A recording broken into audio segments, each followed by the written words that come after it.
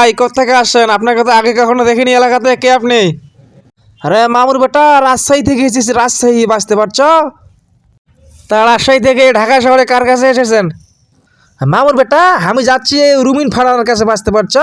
ওই দল থেকে তাকে নমিনেশন দেয়নি, আমি তাকে সান্ত্বনা দিতে যাচ্ছি, বাঁচতে পারছো?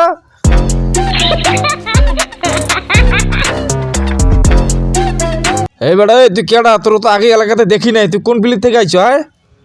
হ্যাঁ মামুর বেটা, আমি এসেছি রাজশাহী থেকে, বাংলাদেশের রাজশাহী, বাঁচতে পারছো? ওই সীমান্তে খালি ভারত মানুষ মারি ফেলেছে, এই জন্য আমি এসেছি ট্রেনিং নিতে, সীমান্ত পাহারা দেবো।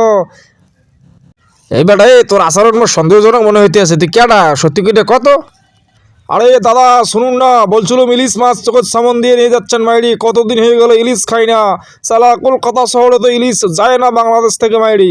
দাদা বলছিলাম যে ইলিশ মাছ রান্না করলে আমাকে একটু ঝোল দিন, ঝোল, বাঁচতে পারছেন? এই বেটা গুপ্ত স্যার।